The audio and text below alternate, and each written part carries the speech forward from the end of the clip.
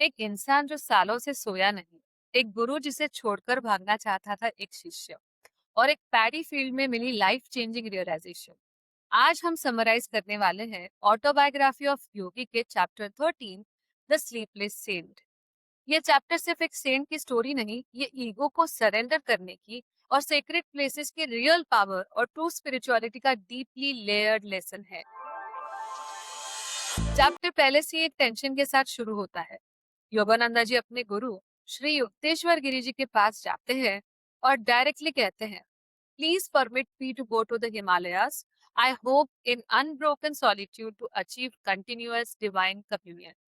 ये रिक्वेस्ट योगानंदा जी ने तब की जब वो सिर्फ 6 महीने ही श्री युक्तेश्वर जी के पास थे। अभी गुरु की पूरी ग्रेटनेस समझ ही नहीं पाए थे। श्री युक्तेश्वर जी ने एक सिंपल गहरी बात कही, many hillmen live in the Himalayas, yet possess no God perception. Wisdom is better sought from a man of realization than from an inert mountain. सीधा हिंट था, मैं हूँ तेरा गुरु, कोई पहाड़ नहीं। लेकिन योगानंदा जी ने दोबारा रिक्वेस्ट दोहराई। गुरु ने कोई जवाब नहीं दिया और योगानंदा जी ने उसी खामोशी को अपनी गुरु की मर्जी समझकर आगे चलने का फैसला लिया। रात को घर जाके वो ट्रैवल की तैयारी करने लगे। एक ब्लैंकेट में कुछ सामान बांधा और अंदर से कॉन्शियस भारी था गुरु को छोड़ के जाने का। अगली सुबह वो अपने संस्कृत प्रोफेसर बहरी पंडित के पास गए और एक नाम मांगा, एक ऐसे सेंट का जो उन्हें हिमालय जाने की परमिशन दे सके। बहरी पंडित ने एक नाम बताया, Ram Gopal Majumdar. I call him the sleepless saint. He is always awake in an ecstatic consciousness. His home is at Ranbajpur near Tarkeshwar. Yogananda जी तुरंत ही निकल पड़े तारकेश्वर की तरफ। तारकेश्वर एक बहुत प्रसिद्ध तीर्थ स्थान है। कैथलिक्स के लिए जैसे लॉर्ड्स है फ्रांस में, हिंदूज के लिए वैसे ही तारकेश्वर। चैप्टर में योगानंदा जी खुद एक फैमिली मिरेकल शेयर करते हैं। उनकी बड़ी मौसी ने एक हफ्ता यहाँ भूख हड़ताल पर पूजा की और एक औषधि हाथ में पाई जिससे उनके अंकल की क्रॉनिक बीमारी ठीक हो गई। लेकिन जब ही योगानंदा जी अंदर गए तो उन्हें सिर्फ एक गोल पत्थर दिखा और उन्होंने सोचा, God should be sought only within the soul.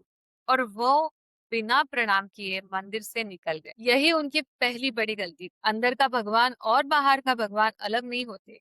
Secret places में भी डिवाइन शक्ति होती है, लेकिन उनके सटल स्पिरिचुअल प्राइड ने उन्हें अंदर जाने से रोक दिया और इस गलती का नतीजा तुरंत मिला। मंदिर से निकलकर उन्होंने एक राही से रणबाजपुर का रास्ता पूछा। उसने बड़ा सोच समझकर जवाब दिया, When you come to a crossroad, turn right and keep going.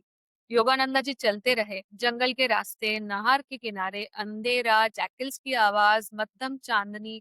2 घंटे भटक गए, फिर एक गांव मिला।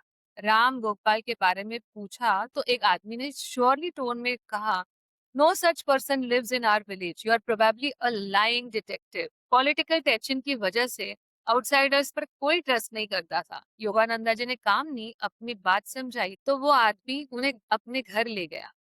चावल दाल आलू की सब्जी खिलाई। रात भर नींद नहीं, सिर्फ प्रेयर की कि राम गोपाल तक पहुंचने की डिवाइन गाइडेंस मिल जाए।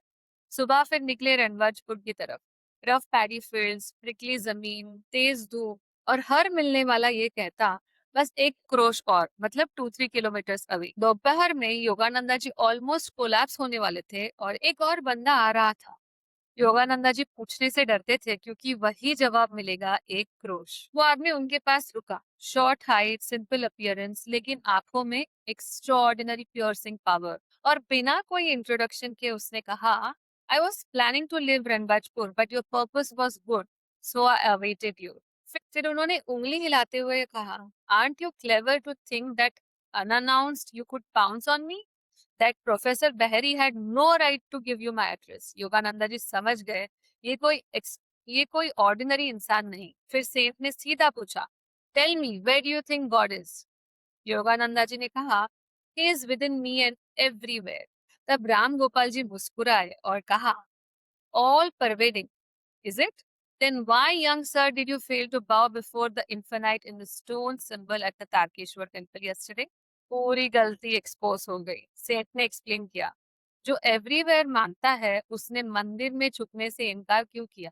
वो प्राइड था, उसी प्राइड की सजा मिली। राही ने गलत रास्ता बताया, घंटों भटके, धूप में तकलीफ उठाई। फिर सेठ की आंखें नरम हो गई। उन्होंने योगानंदा जी के कंधे थपथपाए और कहा, Young yogi, I see you're running away from your master. He has everything you need.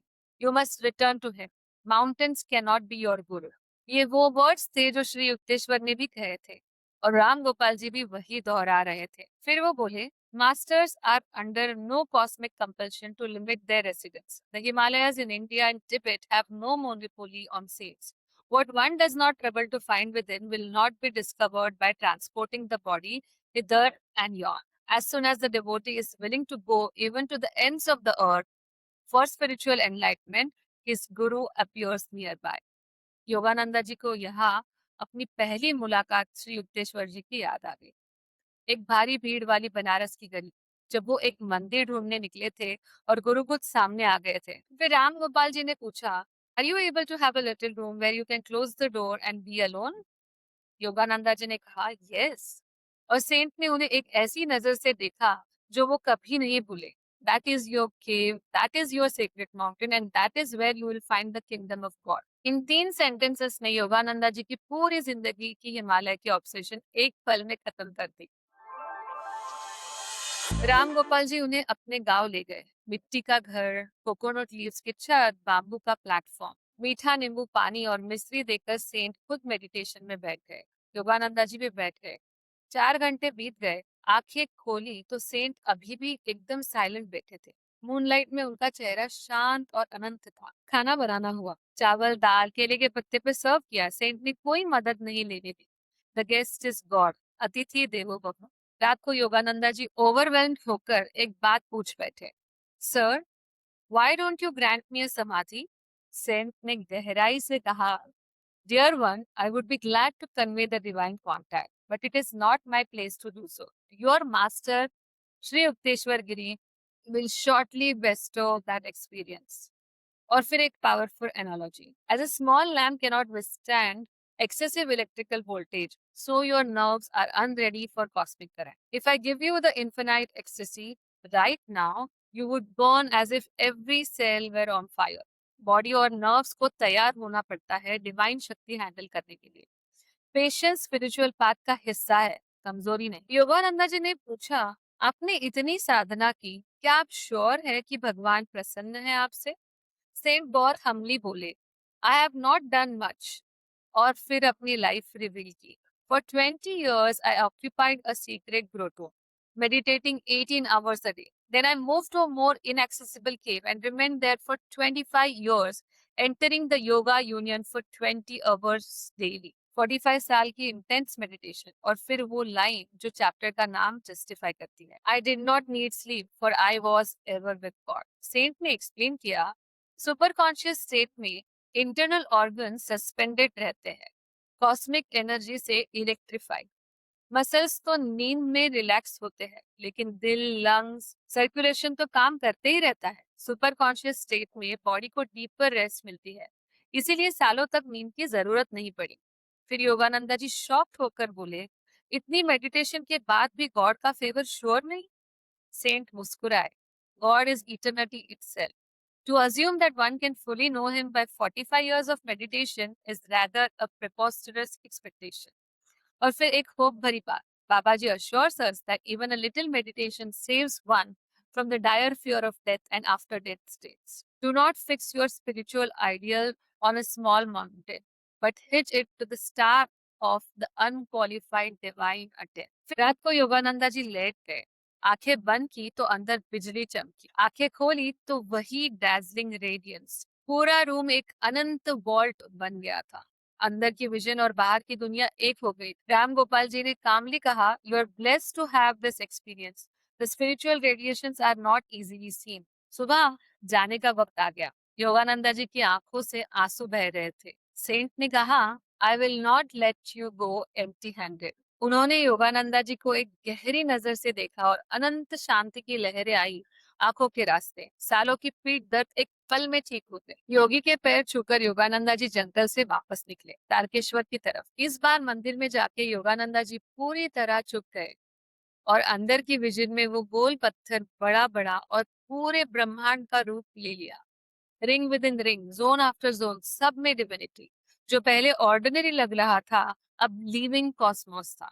और ट्रेन में बैठे कलकत्ता वापस जाते वक्त एक रियलाइजेशन कंप्लीट हुई। My travels ended not in the lofty mountain but in the Himalayan presence of my master. Real Himalaya कोई physical जगह नहीं थी, वो श्री युक्तेश्वर जी की प्रेजेंस में था, जिन्हें वो छोड़कर भागना चाहते थे।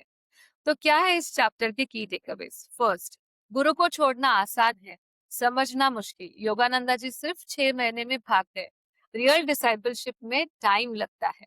2, सेक्रेट प्लेसेस में भी भगवान है। गॉड विद इन का मतलब ये नहीं कि सेक्रेट प्लेसेस में डिविनिटी नहीं, जो अंदर मिलता है वही बाहर भी दिखता है।